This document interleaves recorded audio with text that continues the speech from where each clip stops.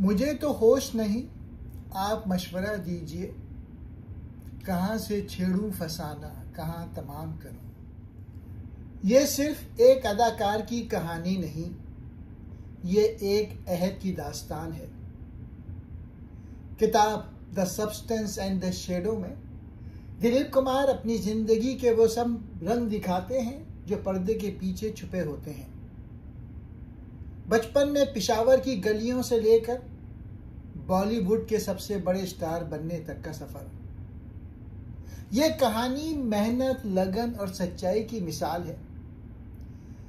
वो बताते हैं कि शोहरत के बावजूद तन्हाई कैसी होती है, कैसे फिल्मों का ट्रेजिडिक हीरो हकीकत में हसास, खामोश और अंदर से कमजोर सा इंसान था। उनकी जिंदगी की असल खूबसूरती यह है कि उन्होंने हमेशा अपनी कामयाबी के पीछे अपनी मेहनत को रखा, ना कि गुरूर को। साथ ही सायरा बानो के साथ उनकी मोहब्बत की कहानी इस किताब को और भी दिलकश बना देती है। असल कामयाबी वो है जो अंदर के इंसान को संवारे, सिर्फ दुनिया को दिखाने के लिए नहीं। ये किताब हमें ये सिखाती है कि असल कामयाबी शोहरत या दौलत नहीं, बल्कि एक अच्छा इंसान बनना है।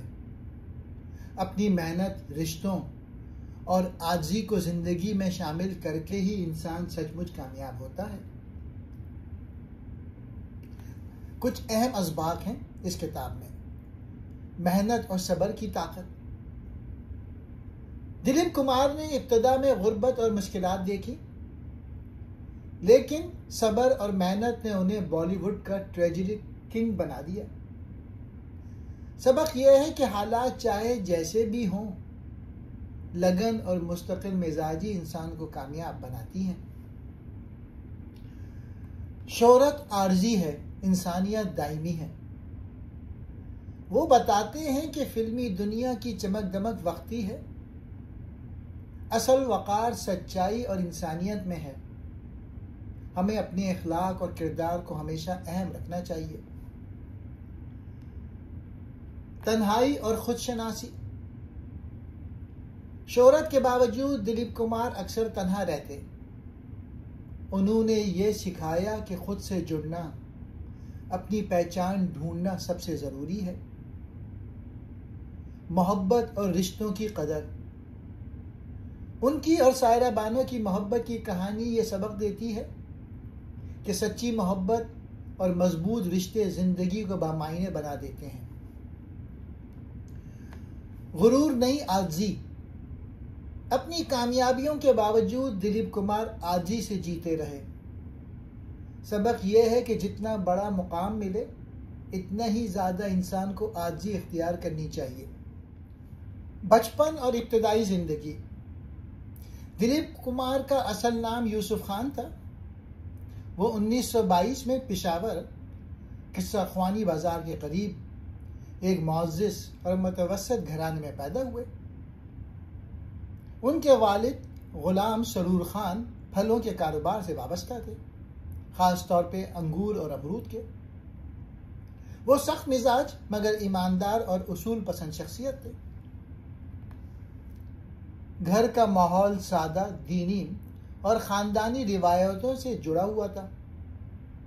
बचपन की तरबियत में ईमानदारी, मेहनत और सच्चाई पर जोर दिया जाता था। यूसुफ खान ने बचपन पेशावर की गलियों में खेलते हुए दोस्तों के साथ आम बच्चों जैसी जिंदगी गुजार कर शुरू किया। स्कूल के दिनों में वो ज़हीन और खेलों के शौकीन थे। फुटबॉल और हॉकी खेलना बहुत पसंद करते थे। बाद अज़ां ख़ानदान मुंबई मुंतकिल हुआ ताकि कारोबार बेहतर हो सके। यही हिजरत आगे चलकर यूसुफ खान को फिल्मी दुनिया तक ले गई। फिल्मी सफ़र की शुरुआत। मुंबई आने के बाद यूसुफ खान ने इब्तिदा में रोज़गार के लिए कई छोटे मोटे काम किए। कभी स्कूल में ट्यूशन पढ़ाई, कभी फलों और ड्राई फ्रूट के कारोबार में हाथ बटाया। किस्मत का दरवाज़ा उस वक्त खुला जब उनकी मुलाकात फिल्म प्रोड्यूसर देवका रकानी और मशहूर अदाकार ध्योका रानी से हुई। उन्होंने यूसुफ खान की शख्सियत और अंदाज में एक खास कशिश देखी और उन्हें फिल्मी दुनिया में कदम रखने का मौका दिया। फिल्मी दुनिया में दाखिल होते वक्त उनका नाम बदलकर दिलीप कुमार रख दिया गया ताकि वो एक नया और अलग तशख्खुस बना सकें। 1944 में दिलीप कुमार की पहली फिल्म जवार भाटा रिलीज हुई। अगरचे ये फिल्म नाकाम रही, लेकिन इससे एक नए सफर की बुनियाद पड़ गई। इब्तदाई सालों में वो सख्त मेहनत करते रहे और अदाकारी के फन को संजीदगी से सीखा।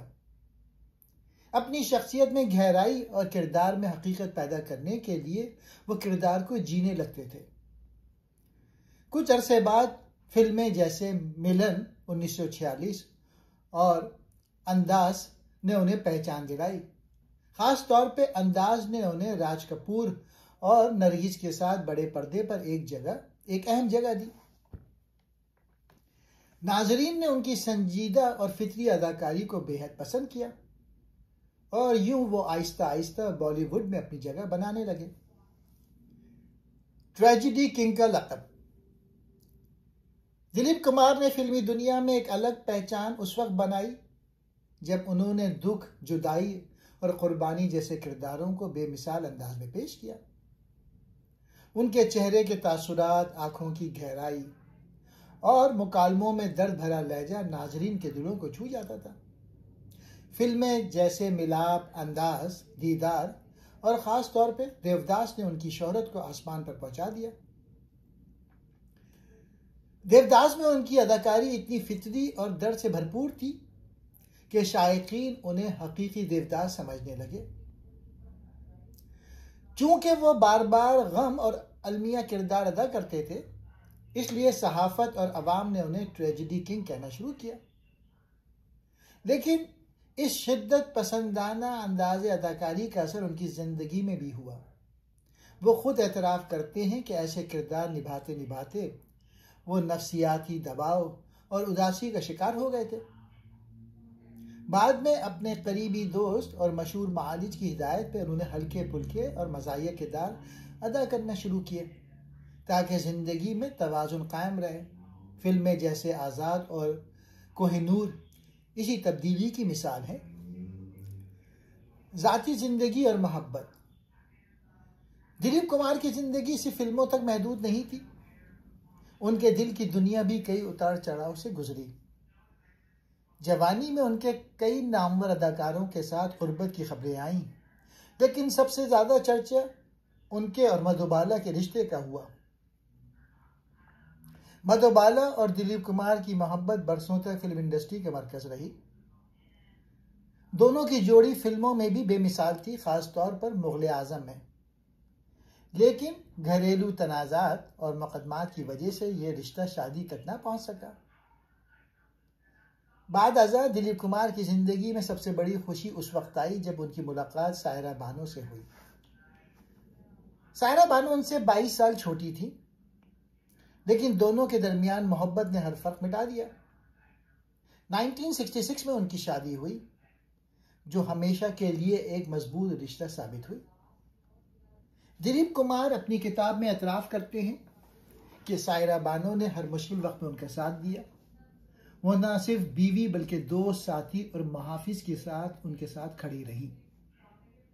ज़ाती ज़िंदगी में कुछ तनाज़ात और एक वक्ती दूसरी शादी की कोशिश का भी जिक्र है, लेकिन आखिरकार वो अपनी असल खुशी और सुकून सायरा बानो ही को करार देते हैं। सियासत और समाजी खिदमात। दिलीप कुमार सिर्फ एक बड़े अदाकार ही नहीं थे, बल्कि मुल्क और समाज के मामलात में भी गहरी दिलचस्पी रखते थे। 1980 की दिहाई में उन्हें राज्य सभा भारतीय पार्लियामेंट का ऐवान बाला का रुकन नामजद किया गया। इस हैसियत से उन्होंने तालीम, सकाफत और फिल्म इंडस्ट्री के मसाइल पर आवाज़ बुलंद की। वो फिल्म इंडस्ट्री में नौजवान टैलेंट की हौसला अफजाई और फिल्मी वर्से के तहफ़्फ़ुज़ के लिए सरगर्म रहे। दिलीप कुमार ने समाजी खिदमत के तौर पर मुख्तलिफ फलाही मंसूबों में हिस्सा लिया, जैसे हस्पतालों, तालीमी इदारों और गरीबों के लिए इमदादी मुहिम्मात। हिंदुस्तान और पाकिस्तान के दरमियान ताल्लुकात बेहतर बनाने के लिए भी वो हमेशा पुरखुलूस कोशिश करते रहे। इन्हीं दोनों मुल्कों में बेपनाह इज्जत और मोहब्बत मिली उन्हें। पाकिस्तानी हुकूमत ने उन्हें 1998 में निशान इम्तियाज से नवाजा, जो एक आला शहरी एजाज है। ये बात हिंदुस्तान में कुछ लोगों के लिए तनकीद का बाइस भी बनी, लेकिन दिलीप कुमार ने हमेशा कहा कि वो अमन और भाईचारे के हामी हैं। उनका मानना था कि एक फनकार की पहचान सरहदों से नहीं बल्कि उसकी इंसानियत और काम से होनी चाहिए। कामयाबियां और इनामात। दिलीप कुमार ने अपने फिल्मी सफर में वो मुकाम हासिल किया जो बहुत कम फनकारों के हिस्से में आया। उनका फिल्मी कैरियर तकरीबन 50 बरस पर मुहित रहा, जिसमें उन्होंने 60 से ज्यादा फिल्मों में यादगार किरदार अदा किए। वो अपने वक्त के सबसे ज्यादा अवार्ड याफ्ता अदाकार थे। खास तौर पे उन्हें फिल्म फेयर अवार्ड बराए बेहतरीन अदाकार सबसे ज्यादा मर्तबा 8 बार मिला, जो एक रिकॉर्ड है। हुकूमत हिंद ने उनकी खिदमात को तस्लीम करते हुए उन्हें पद्म भूषण जैसे बड़े एजाज़ात से नवाजा। 1994 में उन्हें भारतीय सिनेमा का सबसे बड़ा अवार्ड दादा साहब फाल्के अवार्ड दिया गया। फिल्मों जैसे अंदाज, देवदास, मुगल आजम, गंगना जमुना, राम और श्याम और कर्मा ने न सिर्फ उनकी अदाकारी को अमर कर दिया बल्कि उन्हें दुनिया भर में हिंदुस्तानी सिनेमा का सफीर बना दिया। उनका असर बाद में कई नस्लों के फनकारों पर नुमाया रहा। खास तौर पे अमिताभ बच्चन जैसे बड़े अदाकार भी उन्हें अपना उस्ताद और रहनुमा मानते थे। दिलीप कुमार को सिर्फ एक अजीम अदाकार नहीं बल्कि एक इदारा कहा जाता है। उनकी संजीदगी, सच्चाई और फन से लगन ने उन्हें हमेशा के लिए अमर कर दिया। उनकी खुदनोश इस बात का सबूत है कि वो ना सिर्फ एक बड़े फनकार थे बल्कि एक बड़े इंसान भी थे।